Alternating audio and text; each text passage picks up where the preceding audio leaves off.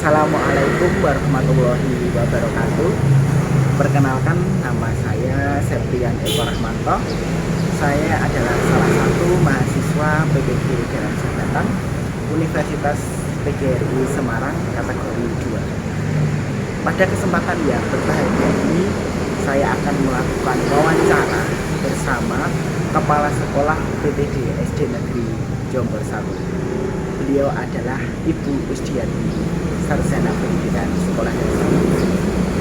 Pada kesempatan ini saya akan melakukan wawancara mengenai masalah-masalah yang berkaitan dengan pembelajaran dan juga masalah-masalah yang ada di sekolah. Terima kasih. Assalamualaikum warahmatullahi wabarakatuh. Waalaikumsalam warahmatullahi wabarakatuh.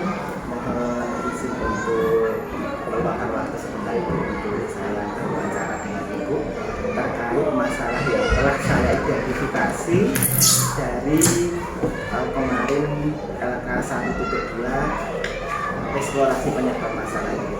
Iya. Langsung saja Ibu. Yang pertama, bagaimana Ibu berpendapat tentang semangat dan motivasi belajar siswa yang masih rendah? Semangat dan motivasi belajar siswa masih rendah itu disebabkan ada beberapa faktor, yaitu faktor internalnya. Yang pertama, kondisi jasmani dan rohani siswa itu sangat berpengaruh. Kemudian anak-anak yang kurang memperhatikan ketika diberikan pelajaran oleh guru. Yang ketiga, pada masa pandemi anak-anak itu banyak kegiatan yang di rumah waktu luangnya itu digunakan untuk bermain HP, sehingga sampai saat ini itu masih sangat mempengaruhi untuk motivasi belajar siswa. Kemudian faktor eksternal dari orang tua, kurangnya orang tua untuk memberikan motivasi pada putra-putrinya untuk belajar dikarenakan kesibukan orang tua untuk mencari nafkah. Itu juga mempengaruhi. Kemudian kalau dari eksternal yang dari lingkungan sekolah, yang pertama, kurangnya penggunaan metode yang bervariasi oleh guru sehingga mengakibatkan anak untuk malas untuk belajar atau kurang rendahnya. Kemudian kurangnya sumber belajar dan media dari sekolah sarana-prasarana. Kemudian masih kurangnya penegakan disiplin yang kurang optimal, meskipun kita sudah berusaha semaksimal mungkin, tapi jika disiplinan itu tidak bisa dibangun di sekolah saja, dari rumah itu juga perlu adanya kedisiplinan anak-anak. Itu yang antara lain yang perlu kami sampaikan. Kaitannya dengan guru Ibu, apakah motivasi belajar itu sangat tergantung dengan gurunya? Misalkan kalau guru itu untuk setiap pembiasaan pagi atau menyiapkan anak, kesiapan belajar anak sebelum untuk ke inti pelajaran, apakah itu juga penting? Itu sangat penting, sangat mempengaruhi pembiasaan pagi hari sebelum belajar itu dari guru itu sangat penting sekali, sehingga dengan adanya motivasi guru yang setiap hari dengan disiplin itu nanti akan memotivasi anak untuk belajarnya itu lebih meningkatkan. Lalu kaitannya dengan model pembelajaran itu, Ya. apakah itu juga berpengaruh untuk motivasi belajar anak yang masih rendah? Model pembelajaran sangat-sangat mempengaruhi, karena kalau penggunaan model pembelajaran yang hanya satu macam atau monodel, itu anak akan bosan, sehingga anak tidak mau memperhatikan guru, juga anak tidak mempunyai motivasi untuk belajar lagi. Tapi kalau guru yang kreatif menggunakan beberapa model pembelajaran, anak akan senang mengikuti pembelajaran tersebut, sehingga meningkatkan motivasi anak untuk besoknya belajar lagi lebih intensif. Selanjutnya Ibu, suasana belajar itu apa juga mempengaruhi untuk motivasi belajar? Ya sangat itu. Kalau suasana belajarnya tidak menyenangkan, anak-anak tidak ada motivasi untuk belajar. Kalau suasana belajar yang menyenangkan, anak-anak akan termotivasi secara tidak langsung, sekali langsung sudah meningkat sendiri belajar. Terima kasih Bu. Lalu kalau orang tua tadi sudah, nah itu mungkin dari diri siswa kaitannya untuk sarapan pagi itu saya temukan kemarin itu ada beberapa anak itu yang belum sarapan, dan juga untuk kesiapan anak untuk buku-buku dan untuk sesuatu yang harus disiapkan dari rumah. Nah itu saya cek itu ternyata kemarin ada yang belum sarapan, dan juga untuk buku gitu kan yang ketinggalan masih istilahnya jaga nih dengan orang tua. Nah itu apa juga berpengaruh dengan motivasi belajar? Itu pengaruh karena di rumah sebenarnya orang tua itu harus melatih kemandirian anak-anak, dan juga orang tua harus memperhatikan selain anak-anak ini itu dibiasakan, terutama untuk sebelum berangkat ke sekolah itu apa-apa yang harus dipersiapkan. Harusnya kan orang tua sudah malam harinya itu menyuruh anaknya mendampingi putra putrinya, dan paginya harusnya orang tua itu sudah menyiapkan makan pagi untuk putranya. Tapi di sini tuh masih banyak anak yang kami temukan ketika kami masuk kelas pagi hari itu dan makan anak-anak belum makan, ibu belum masak, hanya diberi uang saku untuk jajan di sekolah. Itu kalau menurut saya kurang baik, karena sangat pengaruh anak-anak ketika mengikuti pelajaran dalam keadaan lapar kan kurang konsentrasi. Terima kasih Bu. Sekarang kita ke poin yang kedua itu mengenai literasi. Literasi baca tulis siswa belum optimal itu. Menurut Ibu faktor apa saja yang berpengaruh ke dalam? Pengaruh di dalamnya terutama belum adanya kebiasaan sejak dini membaca dan menulis. Itu faktor yang pertama. Kemudian dari keluarga kurang memperhatikan terhadap putra putrinya untuk dibiasakan membaca. Itu di keluarga itu sangat jarang yang memperhatikan itu. Kemudian mungkin kalau di sekolah itu fasilitas yang masih minim, tapi untuk di SD ini kita sudah mengadakan program literasi setiap hari sebelum pelajaran dimulai 15 menit. Itu nanti kami berusaha semaksimal agar menunjukkan kemampuan anak, minat baca anak untuk literasi. Dan kami pun juga menyiapkan fasilitas di sekolah literasi. Kaitannya dengan sarana dan prasarana. Jika sekolah itu sudah mengadakan program yang seperti itu sampaikan, bagaimana dengan sarana dan prasarana yang ada di sekolah ini? Alhamdulillah, sarana prasarana di sekolah ini kami sudah menyiapkan ruang perpustakaan. Itu bukunya sangat lengkap dan sudah jumlahnya beberapa ribu.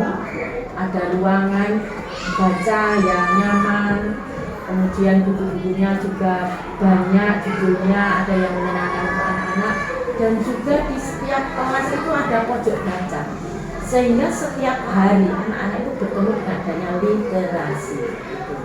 Kami sudah menyiapkan untuk memenuhi kebutuhan literasi di sekolah menurut kemampuan sekolah kami. Dari pojok baca itu, nah dari yang saya temukan di kelas saya itu pojok baca kami itu ternyata kurang menarik itu. Jadi untuk hiasannya dan juga untuk koleksinya itu juga kurang banyak gitu. Nah itu apa ada kaitan dengan kejadian ini, fenomena ini dengan belum optimalnya literasi baca tulis? Ya, itu tanggung jawab guru kelas sebenarnya. Bagaimana caranya untuk mengoptimalkan literasi dengan membuat pojok baca yang menarik dan menyiapkan buku-buku yang digunakan setiap hari di literasi pagi hari itu disiapkan dengan judul-judul yang sangat menarik, karena kan tinggal mengambil dari perpustakaan.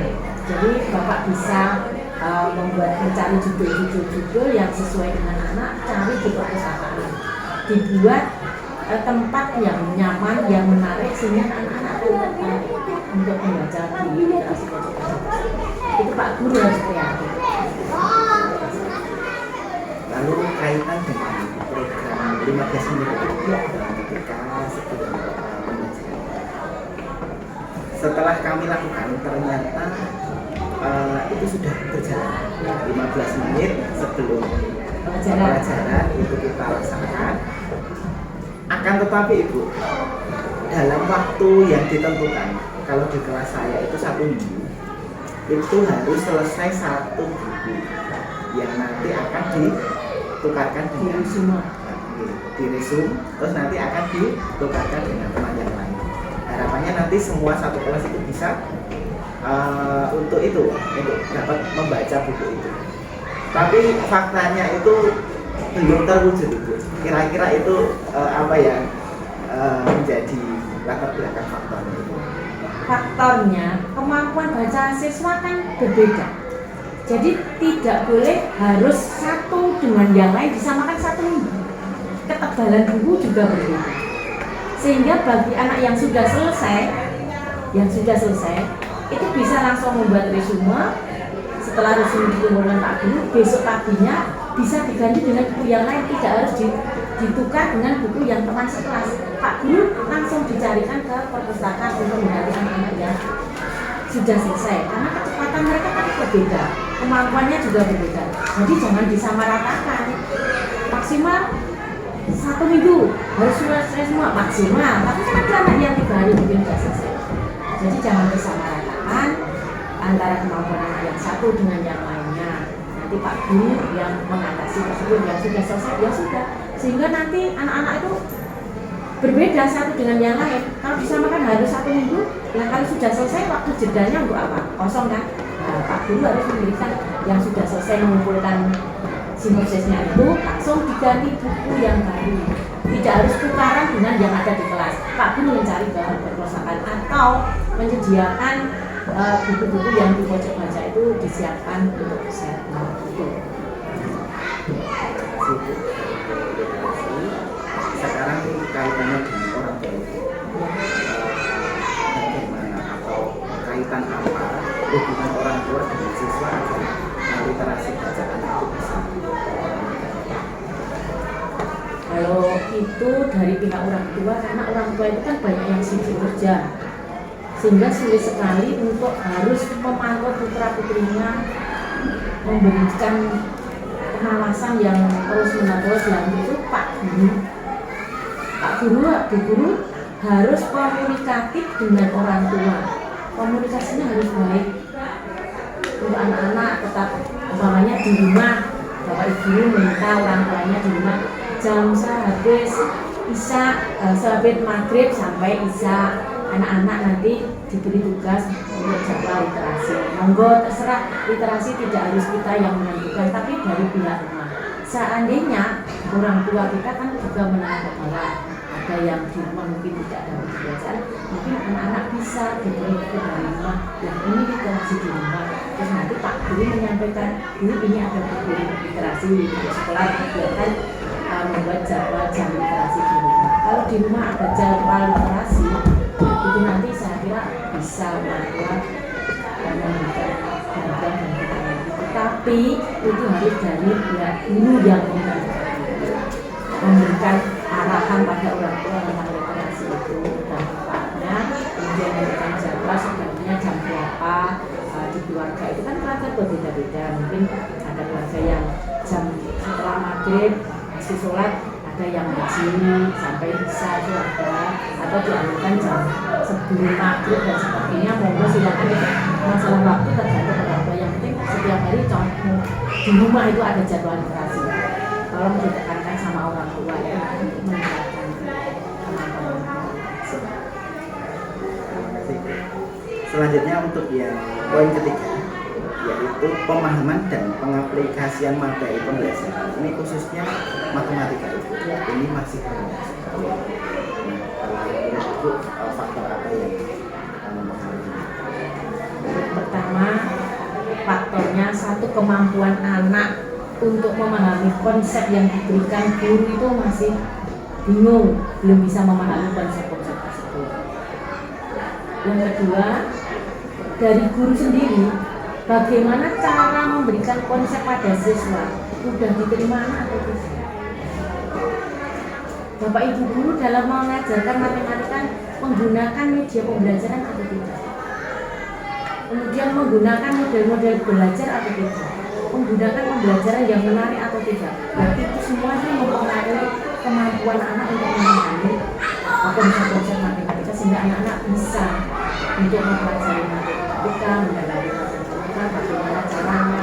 Itu semuanya sebenarnya tergantung dari guru masing-masing dan guru masing. Dan guru harus betul-betul menguasai materi matematika apa yang akan disampaikan dan apa model yang akan diberikan, karena untuk materi yang satu, pokok bahasan satu, itu dengan modelnya berbeda-beda.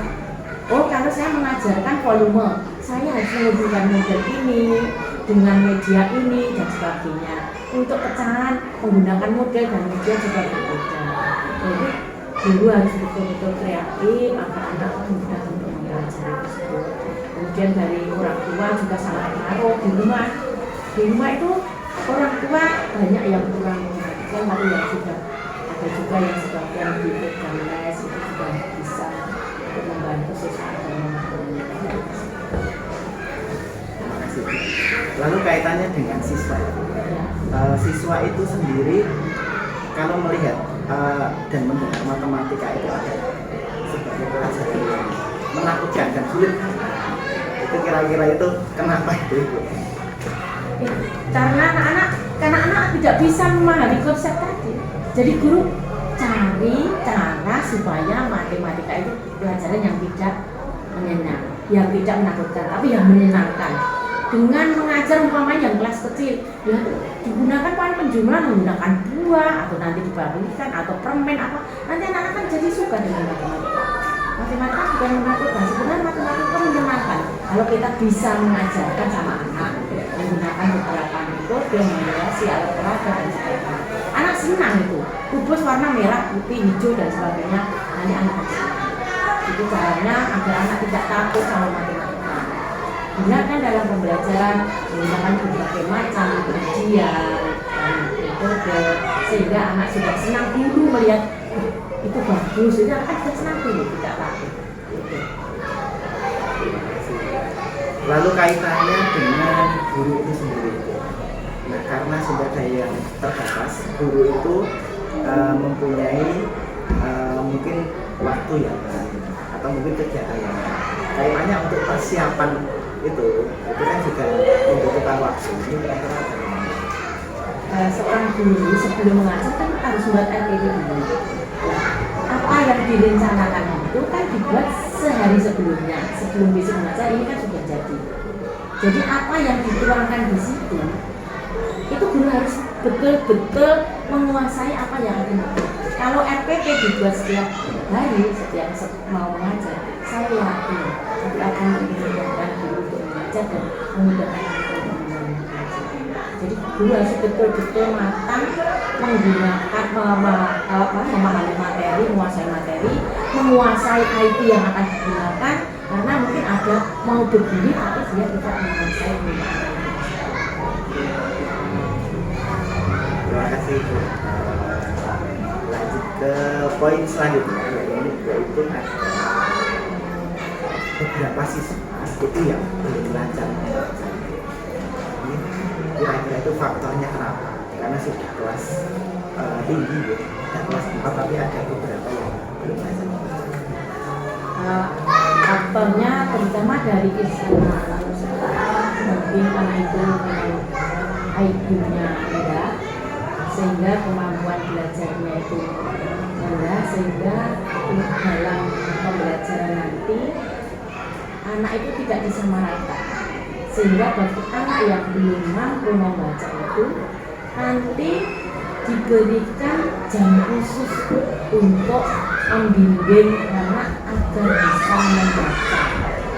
Jam khusus, diberikan jam khusus itu sudah, kalau di kelas 1 mulai kelas 1 itu guru biasanya konsultasi sama saya, gini-gini tolong dibimbing jam khusus anak tersebut ikut dan juga memberitahukan kepada orang tua perkembangan untuk belajarnya putranya.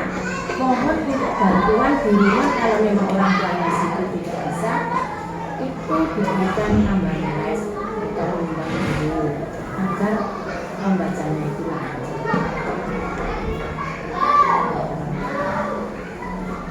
Kaitannya dengan itu, apakah dukungan orang tua itu juga sangat berpengaruh? Iya, orang tua sangat pengaruh untuk pembelajaran siswa itu sangat penting dan sangat berpengaruh. Dari orang tua sangat berpengaruh. Kalau orang tuanya tidak memberhentikan, ya nanti anak-anak hanya fokus di sekolah. Kalau sekolah kan hanya waktunya terbatas, di rumah kan waktunya lebih banyak. Sehingga orang tua harus betul-betul memberikan dukungan, memberikan perhatian pada putra-putranya, meskipun sesibuk apapun harus meluangkan waktunya untuk putra-putrinya untuk belajar. Terima kasih Bu. Kita memasuki untuk yang kelima, yaitu siswa tidak termotivasi untuk menyampaikan pendapat. Yang saya temukan di kelas saya waktu awal-awal kemarin itu, anak-anak itu tidak percaya diri untuk menyampaikan pendapatnya. Walaupun sudah dipancing-pancing itu tetap diam. Tapi tidak semuanya. Memang ada yang bisa, tapi kalau saya lihat itu masih ada beberapa yang kurang termotivasi untuk menyampaikan. Kira-kira ini faktor apa saja yang mempengaruhi? Pertama, kurang terlatihnya, kurang terbiasa anak-anak untuk mengeluarkan pendapat. Kemudian guru harus memberikan kebebasan anak untuk berkreasi atau mengumpulkan pendapat, dan jangan sekali-kali langsung menyalahkan. Kamu salah, jangan. Nanti anak akan selanjutnya dia tidak mau mengumpulkan pendapat. Kemudian memberikan dukungan pada siswa, memberikan pancingan, dipancing-pancing agar dia mau berbicara mengumpulkan pendapat. Kemudian diberikan pujian saat dia menjawab, meskipun salah, berikan pujian. Ya betul, atau berupa tepuk tangan atau apa, itu termasuk, itu nanti sudah bisa memberikan motivasi anak untuk berdiri. Kemudian anak diajak berdiskusi, sering diajarkan berdiskusi untuk menyampaikan pendapat dari kelompok masing-masing. Jangan hanya satu orang untuk menyampaikan pendapat, digilirkan. Kelompok umpamanya dari kemarin atau ketika diskusi, ini yang bicara besok siapa itu yang dan jangan sampai menunjuk kamu harus jawab, jangan. Siapa yang bisa menjawab itu bapak. Artinya kita akan memberikan kesempatan, beri kesempatan seluas-luasnya pada anak. Dan jangan sampai menyalahkan anak di depan umum di depan anak. Meskipun mereka salah, kita akan memberikan ujian karena dia sudah berani. Kaitannya dengan perasaan takut. Anak itu kalau sebenarnya ada sesuatu yang mau diungkapkan, tapi takut salah atau takut mendapatkan kritikan dari teman, itu kira-kira bagaimana Ibu? Caranya kita tetap memberikan dorongan, memberikan contoh-contoh, beri contoh-contoh, beri dorongan pada siswa agar terus ayo itu. Kemudian kamu beli sesuatu, umpamanya yang berani, ya betul sesuatu kalau beri bintang berupa gambar bintang atau apa, nanti saya yakin itu akan berdampak. Saya juga pulang dengan bintang, kesehatan begitu juga memotivasi anak itu. Terima kasih Bu. Selanjutnya untuk masalah yang diidentifikasi komunikasi dengan orang tua atau anak murid yang kurang responsif. Itu faktornya banyak. Yang pertama, rumahnya jauh sehingga kita sulit untuk menemui orang tua. Yang kedua, orang tuanya sibuk bekerja. Karena kalau bekerja di perusahaan itu berangkat jam 6 sampai jam malam, kita mau menemui orang tua juga sulit. Bahkan kita menghubungi HP saja sulit kalau tidak malam hari. Itu antara lain. Kemudian orang tuanya tidak perhatian terhadap kegiatan di sekolah, tidak perhatian dengan apa yang diminta dari sekolah atau bapak guru. Kemudian faktor ekonomi itu juga mempengaruhi kita untuk sulit komunikasi dengan lain. Nah kalau dari guru, apakah hanya orang tua? Tidak. Guru kurangnya home visit. Mungkin Bapak pernah home visit berapa kali dalam satu semester? Kalau kita home visit, itu akan menjalin komunikasi dengan anak. Tidak harus anak satu baru kita home visit. Mungkin ada yang beberapa kali kok terlambat, secara diam-diam kita berkunjung ke rumahnya untuk mengucapkan dengan orang tua, atau kalau tidak bisa visit ya nanti malam hari kita bertemu sama orang tuanya. Kenapa Aisyah sering terlambat, kenapa kita selalu komunikasi dengan orang tuanya. Itu karena orang tuanya yang kurang respon, kita yang aktif ke orang tuanya. Kemudian kita kesulitan menyesuaikan waktunya itu tadi.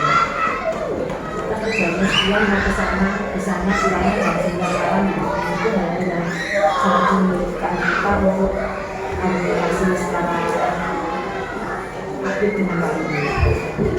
Kemudian kurangnya kerjasama antara guru dan orang tua. Jadi kita itu harus bangun kerjasama yang baik antara guru dan orang tua agar kegiatan pembelajaran di sekolah itu berhasil. Karena tanpa dukungan dari orang tua, kami kesulitan. Sekolah kesulitan, Pak Guru itu menjadi kesulitan untuk berhasil secara maksimal. Jadi itu hanya tergantung dari guru.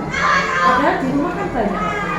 Itu kita tetap kerjasama yang baik dengan orang tua, bagaimana caranya bisa komunikasi. Tidak hanya lewat saja. Nah, harusnya kalau rumah-rumah home visit-nya itu dilaksanakan. Kalau kita bisa home visit kan bisa dekat dengan orang tua, apa sebenarnya, bagaimana keadaan ekonominya, bagaimana keadaan keluarganya, karena lingkungan keluarga itu sangat-sangat status terhadap perkembangan keberhasilan anak. Berlanjut ke poin yang ke-7, yaitu guru kurang memanfaatkan dan mengembangkan model pembelajaran yang inovatif. Menurut Ibu, mengapa guru kurang memanfaatkan dan mengembangkan pembelajaran yang inovatif? Yang pertama, tidak semua guru itu menguasai tentang IT. Ya, bisa tapi belum menguasai. Kemudian yang kedua, pemahaman tentang belajar inovatif guru itu masih terbatas. Terutama yang tua itu kadang kurang kreatif, saya sudah tua gitu. Nah untuk itu kita harus memberikan motivasi kepada semua guru, baik yang tua muda harus kreatif agar pembelajaran kita itu inovatif sehingga anak senang. Kalau anak senang belajar maka pembelajaran akan tercapai dan lain-lain. Kemudian guru itu merangkap dua posisi di sekolah. Mau membuat pembelajaran kreatif, besok harus mengerjakan bosnya harus selesai, ada tugas yang lainnya, penyelesaian sarpras dan sebagainya. Karena di SD tidak ada tugas administrasi, sehingga guru itu kan merangkap sebagai administrasi. Untuk itu yang juga menghalangi Bapak Ibu guru untuk mengembangkan metode pembelajaran yang inovatif. Juga untuk pembuatan RPP itu harusnya langkah-langkah pembelajaran yang inovatif itu harus dilakukan di RPP itu, sehingga dalam pembelajaran nanti kita sudah melaksanakan pembelajaran inovatif. Dan sebelum untuk mengajar, otomatis guru kan menguasai apa yang tertera di RPP itu. Harus dicantumkan pembelajaran yang inovatif, model-model pembelajaran. Nah, bagaimana untuk mengatasinya?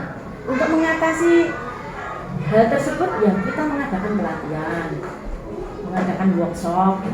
Seperti kemarin kita juga mengadakan workshop untuk pembuatan alat-alat IT, undang narasumber yang pintar atau teman sejawat. Nanti kita mengadakan workshop agar semua guru itu meskipun tidak sama kemampuannya tapi juga bisa dalam mengembangkan pembelajaran.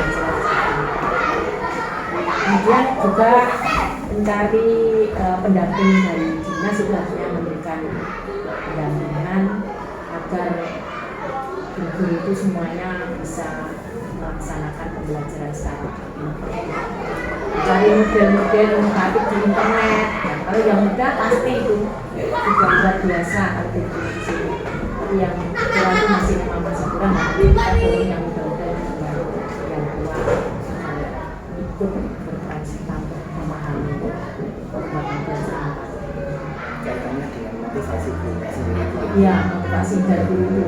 Kalau yang muda nanti memberikan contoh-contoh yang saya yakin mereka akan motivasi, dan banyak guru yang tua itu berusaha keras untuk bisa banyak, karena dengan tantangan zaman ini kita harus menguasai hal tersebut, itu harus. Lalu tadi ada poin penting itu juga. Ya. Lalu bagaimana kalau ada guru yang justru diklat itu malah dia menganggap diklat ini tidak penting, nanti saya absen saja tapi tidak bisa ikut. Itu harusnya diberikan pengarahan, karena kita juga itu tidak hanya mencari sertifikat tapi mencari ilmunya. Ilmu itu kan sangat penting. Ketika diklat kita kan menambah ilmu. Ibu yang itu nanti insya Allah akan saya berikan.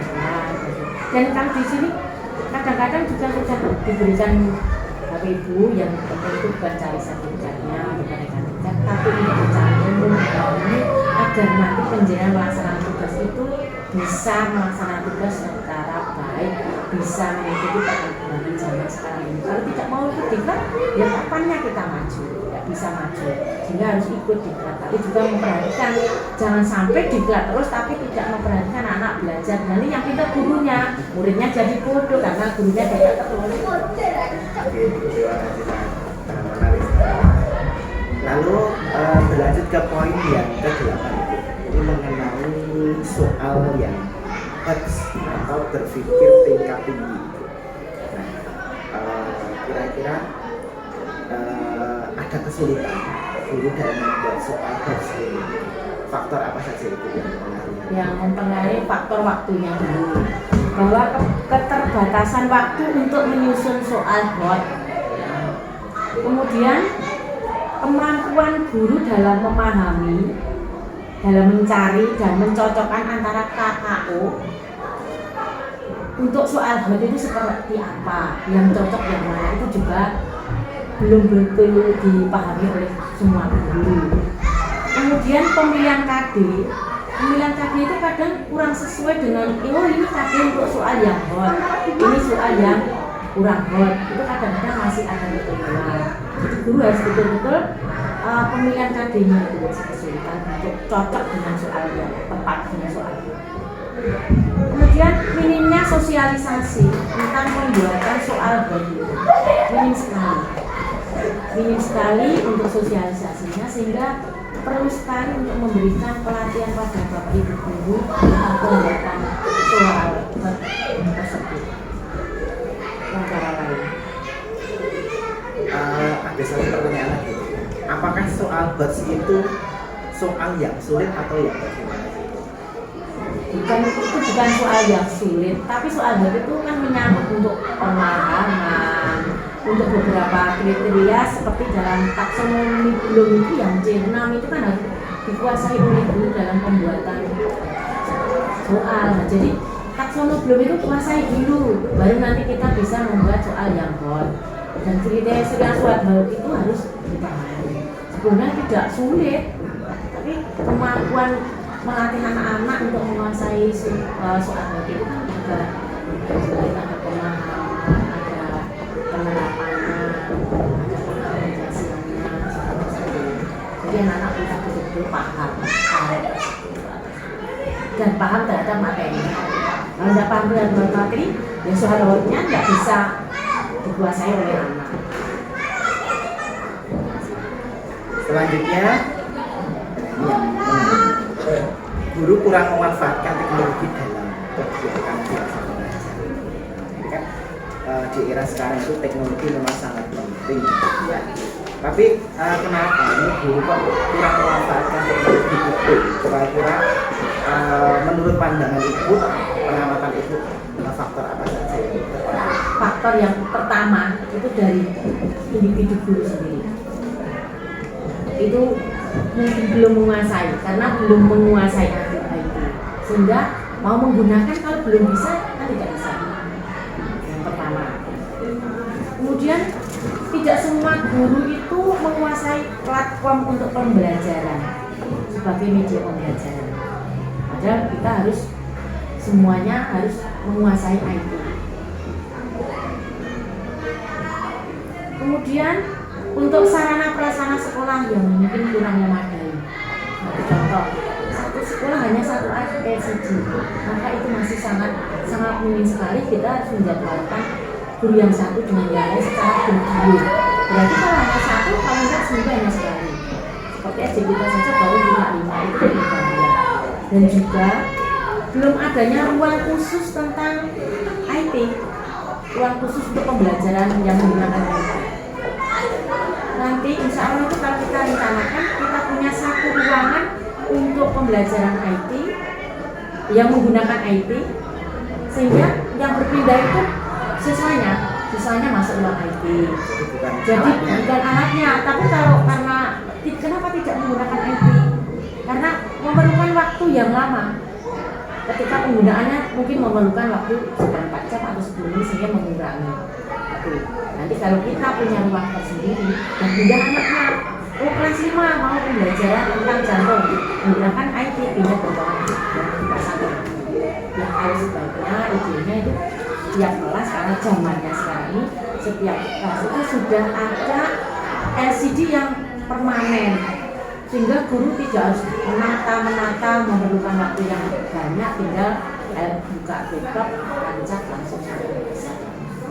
Itu antara lain. Dan guru harus berusaha untuk menguasai IT, bisa menggunakan. Kaitannya penguasaan itu, guru harus menguasai. Iya. Tapi ada beberapa guru yang berpendapat seperti biarlah saja yang muda-muda yang belajar IT, nanti yang kita yang ikut saja. Bagaimana menurut pendapat itu? Menurut pendapat saya kurang tepat. Kalau kita itu harus belajar seumur hidup, apalagi masih status sebagai guru.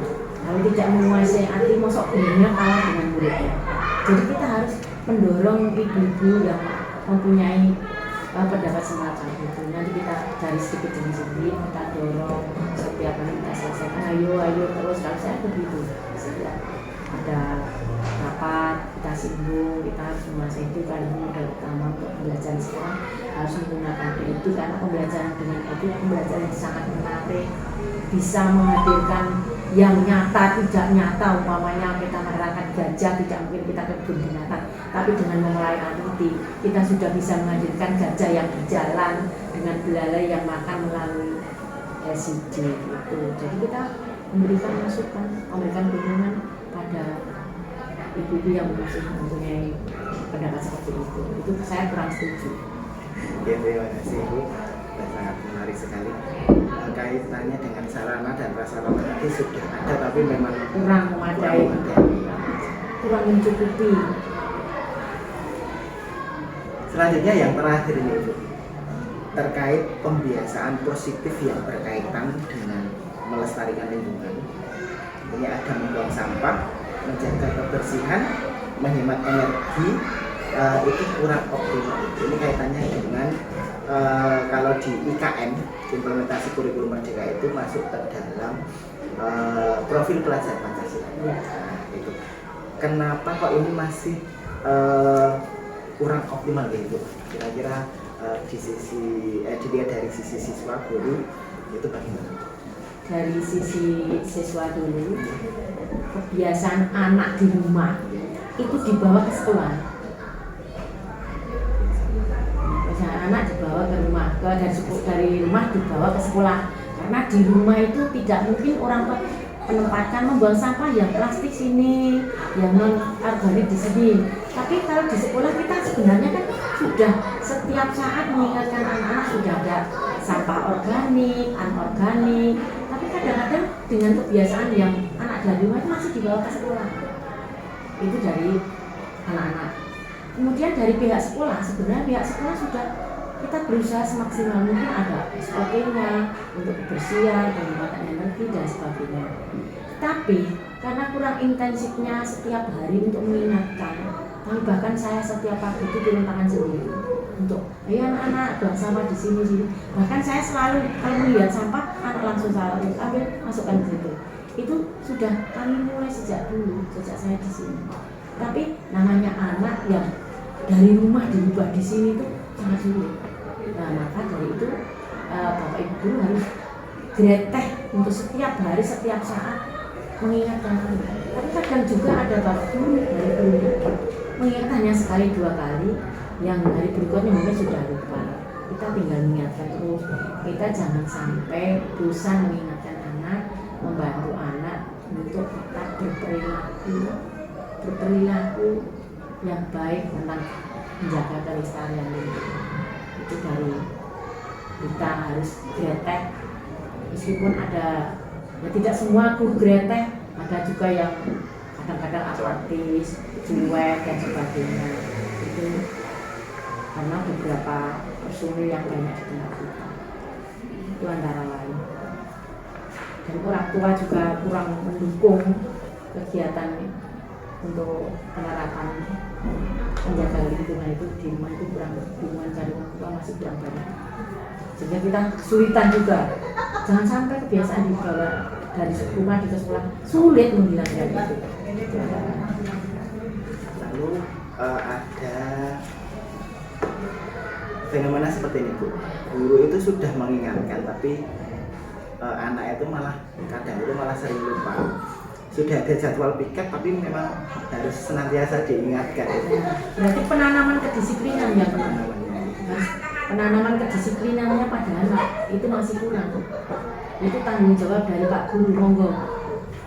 Penanaman kedisiplinan kan tidak harus datang tepat waktu, tapi tugas-tugas yang wajib itu kan merupakan melaksanakan tugas dengan tepat waktu itu termasuk disiplin. Jadi penanaman kedisiplin dan tanggung jawab anak mungkin bisa selalu diingatkan, selalu ditambahkan agar anak-anak itu juga betul-betul mempunyai anak yang berkarakter. Menanam karakter kan sejak kecil, mulai kecil kita tanam. Kalau sudah terbiasa, sebenarnya karakter itu kan pembiasaan kehidupan sehari-hari. Nah itu sudah tertanam, insya Allah akan berjalan dengan Terima kasih Bu sudah semuanya dari poin 1 sampai poin 10 tentang masalah yang telah diidentifikasi. Terima kasih atas waktunya. Kami mengucapkan terima kasih sebesar-besarnya dan kami mohon dukungannya untuk Ibu. Mudah-mudahan nanti apa yang kami laksanakan bisa terwujud dengan sebaik-baiknya. Ya, terima kasih. Mudah-mudahan dengan adanya kegiatan Pak Dian itu nanti akan bisa merubah segala kekurangan yang ada di sini kita menjadi lebih baik, dan apa yang menjadi misi-misi kita tentang lingkungan itu juga akan kita capai. Mudah-mudahan tahun ini bisa tercapai. Terima kasih. Terima kasih Bu. Tetap sukses selalu dan bekerja keras. Amin. Mungkin hanya itu Ibu yang dapat saya sampaikan untuk ditanggapi. Kurang lebihnya saya mohon maaf. Wassalamualaikum warahmatullahi wabarakatuh. Waalaikumsalam warahmatullahi wabarakatuh.